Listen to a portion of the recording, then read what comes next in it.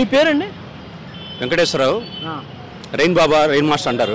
Rain బాబా, rain master, rain బాబా, rain master, rain స్వామి, వానస్వామి. వర్షాలు కురిపిస్తారు. వర్షాలు కురిపిస్తారు. జాతకాలు కూడా చెప్తుంటారు. జాతకం చెప్పరండి, భవిష్యత్తు చెప్తుంటారు. భవిష్యత్తు చెప్తానండి. ప్రస్తుతం రాష్ట్రంలో మరి ఎన్నికలు జరుగుతున్న నేపథ్యంలో అంటే చాలా మందికి, కొంతమందికి నమ్మకం ఉండొచ్చు, నమ్మకం లేకపోవచ్చు.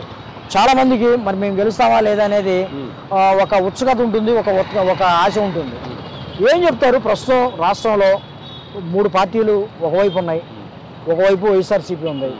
ఈ రాష్ట్రంలో ఏ ప్రభుత్వం రాబోతుంది? ఇప్పుడు ఎవరైనా సరే నన్ను గెలిపించండి అని ఎవరైనా అంటే వాళ్ళని గెలిపించే శక్తి సామర్థ్యాలు నాకు ఉన్నాయండి. అది వైఎస్ఆర్సీపీ అయినా లేదా ఇంకొకరైనా. అంటే మీరే గెలిపిస్తారా? నేను గెలిపిస్తానండి. ఎట్లా? దానికి సంబంధించి అది చాలా చాలా ఉంది, దాని సబ్జెక్ట్ చాలా ఉంది. సింపుల్గా చెప్తున్నాను మీకు. నేను 175కి 170 తెప్పించమన్నా వైఎస్ఆర్సీపీకి తెప్పించగలుగుతా. మీరు కావాలనుకున్న వాళ్ళని గెలిపిస్తారా? అంతే, అదే. ఎట్లా సాధ్యం అవుతుంది? సాధ్యం అండి, ఎవ్రీథింగ్ ఈజ్ పాసిబుల్. ఇప్పుడు ప్రజాస్వామ్యంలో ఏదైనా ఒక పార్టీ గెలవాలన్నా, ఓడిపోవాలన్నా సరే ఓట్ల మీద ఆధారపడి ఉంటుంది. మీ మీద ఎట్లా ఆధారపడి ఉంటుంది? నేను అసలు అప్పుడు ఇంకా ఓటింగ్ ఎందుకు? కాదండి. ఇక్కడ ఏంటంటే ఇప్పుడు నేను దైవానికి సంబంధించిన మనిషిని, దైవానికి సంబంధించిన మనిషిని, ధర్మానికి సంబంధించిన మనిషిని. ఓకేనా సార్? మీకు నేను మామూలుగా మనిషిలా కనపడవచ్చు, కానీ నాకున్నటువంటి సిద్ధుల దృష్ట్యా, నాకు జరిగినటువంటి జీవిత పరిణామాల దృష్ట్యా దైవాంశ సంబూతులని, దేవుడని, ప్రభు అని, కల్కి అని, ఇట్లా వెంకటేశ్వర స్వామి అని, శ్రీకృష్ణుడు అని, రాముడు అని, ఇట్లా ఎన్నో పేరు ఉన్నాయి నాకు. అయితే నేనేమంటానంటే నెక్స్ట్ జరగబోయేటువంటిది నేను సపోర్ట్ చేసే ఒక రకం ఉంటుంది, నేను సపోర్ట్ చేయకపోతే ఒక రకం ఉంటుందండి ఎలక్షన్స్. అయితే ప్రజెంట్ సిచ్యువేషన్లో వచ్చింది ఈ శక్తులు ఎప్పుడు వచ్చింది? నాకు 2004 మేబీ అనుకుంటానండి, 4-3 ఫస్ట్ సైన్. ఒక 90 సంవత్సరాలు ఒక అతను ఒక భయంకరమైనటువంటి ఒక ఎప్పుడు అంటే ఒక రకమైనటువంటి భయం కొలిపేటువంటి ఒక దాన్ని చూసి భయపడ్డాడు. మీరైనా తపస్సు చేశారా?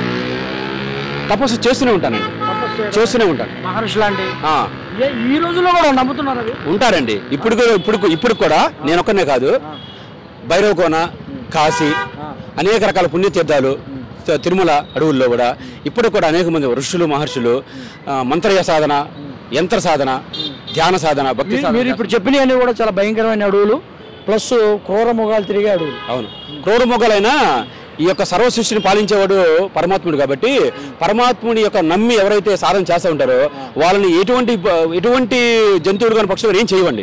ఈసారి రాష్ట్రంలో ఎవరిని గెలిపించబోతున్నారు? మరి ఏ పార్టీ గెలిపించబోతున్నారు? నేను ఇంకా ఏ పార్టీని డిసైడ్ కాలేదండి.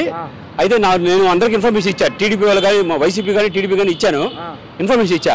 నన్ను సంప్రదిస్తే టీడీపీని గెలిపిస్తాను, ఇది పవన్ కళ్యాణ్ గెలిపిస్తాను, లేకపోతే జగన్మోహన్ రెడ్డి. ఒకవేళ మీ దగ్గరికి జనసేన వాళ్ళు వచ్చారు, పవన్ కళ్యాణ్ వచ్చారు, పవన్ కళ్యాణ్ వాళ్ళు వచ్చి జనసేన వాళ్ళు వచ్చి పవన్ కళ్యాణ్ ముఖ్యమంత్రి చేయండి అంటే ఏం చేస్తారు? పవన్ కళ్యాణ్ ముఖ్యమంత్రి చేయమని అంటే డెఫినెట్గా చేస్తానండి, చేస్తా. పవన్ కళ్యాణ్ ఇది నిజంగా లైవ్ లో మరి ఎవరైనా సరే ఒక జనసేన కార్యకర్తలు కానీ, జనసేన నాయకులు కానీ ఎవరైనా చూస్తే ఖచ్చితంగా దీన్ని సీరియస్ గా తీసుకుంటారో లేదో చూడాలి. ఖచ్చితంగా చేస్తాను. పవన్ కళ్యాణ్ నాకు కూడా అభిమానం. పవన్ కళ్యాణ్ 170 సీట్లు సింగిల్ గా పోటీ చేయాలని కోరుకున్నాను నేను. అలాగే 170 సీట్లు తెప్పిస్తాను కూడా. నేను 6 నెలల క్రితం యూట్యూబ్ లో పోస్ట్ చేశాను. వెంకటేశ్వర గారు, ఏదైనా పార్టీ కానీ ఏదైనా ఒక నాయకుడు గెలవాలంటే ఖచ్చితంగా ఓటింగ్ ఉండాలి. ఇంత కష్టపడాల్సిన అవసరం లేదు కదా. ఓ పార్టీ నీ దగ్గరకు వచ్చేసి నీకు ఎంతో డబ్బులు పెట్టేసి హాయిగా ఇంట్లో కూర్చుంటే గెలిపిస్తారు హ్యాపీగా. వాళ్ళు నమ్మాలి అంతే, వాళ్ళు నమ్మితే చాలా అయిపోయింది, నమ్మితే సీన్ అయిపోయింది అంతే. ఇప్పుడు నేనే ఉంటానండి, నన్ను ముఖ్యమంత్రి చేయండి అంటే మీకు సాధ్యం అవుతుందా? నేనున్నాను, నా పేరు కోటేశ్వరరావు. అయ్యా నీ దగ్గరకు వచ్చి వెంకటేశ్వర గారు నన్ను కంపల్సరీ చేయించాలని మీరు అవుతుందండి. ఎలా అవుద్ది? ఇప్పుడు నేను అసలు పార్టీలో లేను, నేను అసలు ఇంత నామినేషన్ లేదు, ఓ పార్టీకి సంబంధం లేదు, ఎలా గెలుపు సాధ్యం అవుతుంది? ఇప్పుడు నేనేమంటానంటే ఏ పార్టీకైనా 170 తెప్పించగల కెపాసిటీ నాకు ఉందండి. మీరు నన్ను మీకు నిజంగా గవర్నమెంట్ ఫామ్ చేయాలి, మీ గవర్నమెంట్ రావాలి, మీ ఆశ నెరవేరాలనుకుంటే నా దగ్గరికి వస్తే 175 తెప్పిస్తాను, 10 డీట్ తెప్పిస్తాను. కానీ నా కండిషన్ ఏంటంటే మా ఓని సీఎం చేయాలండి. ఒక 180 రోజులను చేయాలి మిమ్మల్ని. మీరు చేయాలన్నారు కదా, 180 రోజులు చేయాలండి. చేస్తేనే మీకు సపోర్ట్ చేస్తానండి, లేకపోతే నేను చేయనంట. అప్పుడు వాళ్ళు వస్తారు కదా. ఇది ఛాలెంజ్ అండి, 100% ఛాలెంజ్, 100% డౌట్ లేదు అందులో. నిజంగా ఈ వీడియో మరి ఎవరైనా ఏదైనా రాజకీయ పార్టీ కనుక చూస్తే దీన్ని ఖచ్చితంగా మరి సీరియస్గా తీసుకోవాలని కూడా చెప్తాను. ఎందుకంటే ఆయన చెప్తూ ఉన్నారు ఖచ్చితంగా నన్ను సంప్రదిస్తే 170 సీట్లు అయితే 175 సీట్లు తీసుకొస్తాను, అధికారాన్ని తీసుకొస్తానని ఛాలెంజ్ కూడా విసురుతున్న పరిస్థితి. ఇది నిజంగా అసలు సాధ్యమవుతుందా లేదనేది కూడా మరి నమ్మకం ఉన్న వాళ్ళకి మాత్రమే తెలుస్తుంది. ఖచ్చితంగా చెప్పండి, మీ ఫోన్ నెంబర్ చెప్పండి.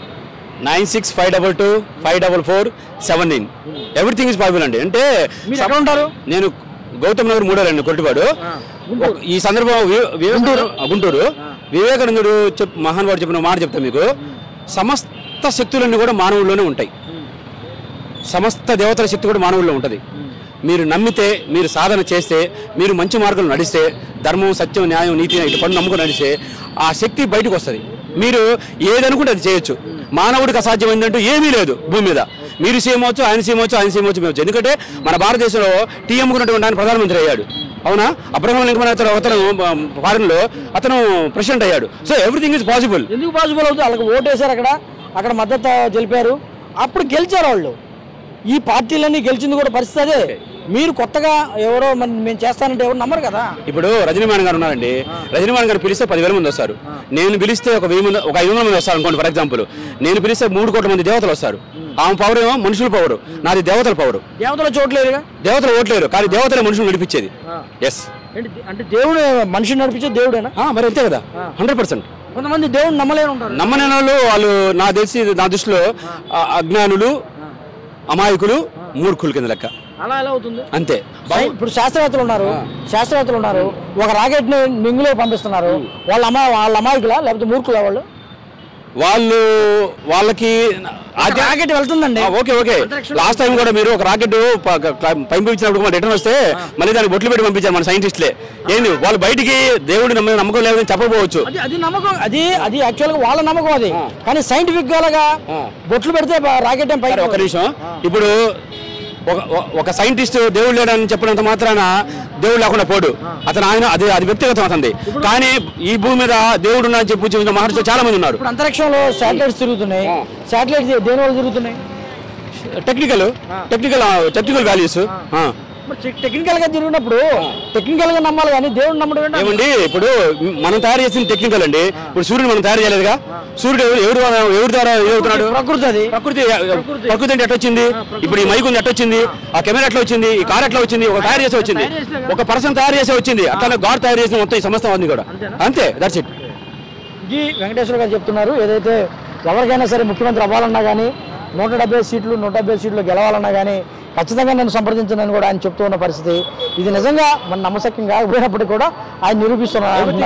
ఎవరైనా సరే మరి ఏదైనా ఛాలెంజ్ కూడా విసురుతున్నారు. ఎవరైనా సంప్రదిస్తే వెంకటేశ్వర గారిని సంప్రదించాలని కూడా మైరా మీడియా కోరుతుంది. Thank you.